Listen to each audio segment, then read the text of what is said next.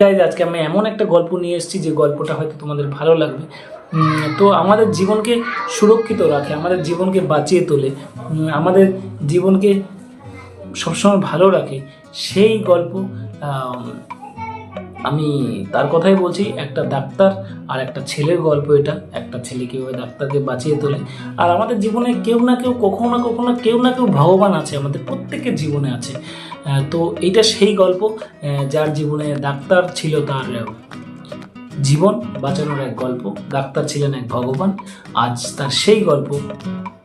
একটা ছোট্ট শহরে হাসপাতালে কাজ করতেন ডক্টর অদিত।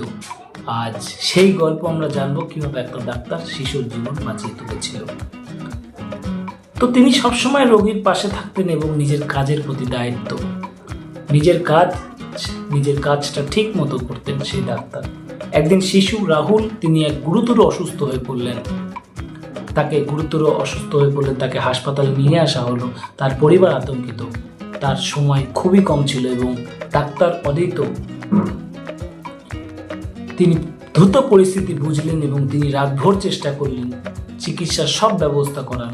ধীরে ধীরে রাহুল সুস্থ হতে শুরু করলেন। রাহুলের বাবা মা কেঁদে তাকে ধন্যবাদ দিলেন, কিন্তু ডাক্তার অদিত হেসে বললেন, আমার কাজটুকু আমি করেছি। একজন মানুষকে বাঁচানোই আমার কর্তব্য এবং আমার দায়িত্ব। এরপর কেটে গেল বহু বছর। শিশুটি ভালো হয়ে গেল। রাহুল বড় হয়ে ডাক্তার হতে চাইলেন। তিনি মনে রাখলো সেই একজন জীবন বাঁচানোর শক্তি, প্রেরণা যোগায়। তো সেই ছেলেটা মনে রেখেছিল তার ভগবানকে। তিনি ছিলেন ভগবান তার কাছে। তো তিনি হতে চেয়েছিলেন ডাক্তার। রাহুল বড় হয়ে ডাক্তার ইউনিফর্মের পরে দাঁড়িয়ে আছে। তার পেছনে সেই ডাক্তারের ছবি, যেই ডাক্তার রাহুলকে জীবন দিয়েছিলেন।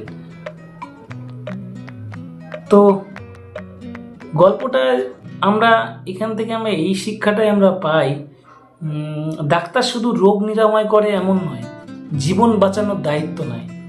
কোথাও মনে হয় সময় মতো সহানুভূতি ও মনোযোগ মানুষের জীবন বদলে দিতে পারে।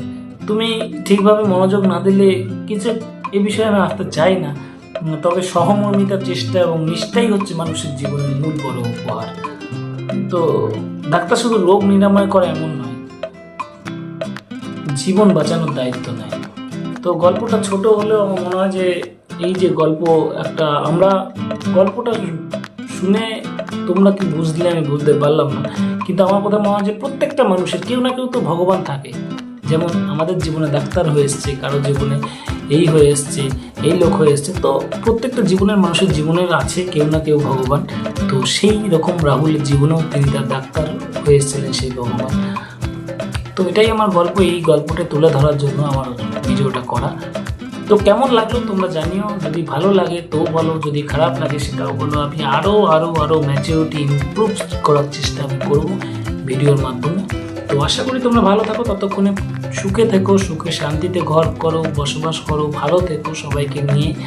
তো এটুকুই আমার চাওয়া, কিন্তু তার থেকে আমার একটুখানি তোমাদের থেকে আবদার যে আমার কাশ মিক্স চ্যানেলটাকে সাবস্ক্রাইব করে দিও।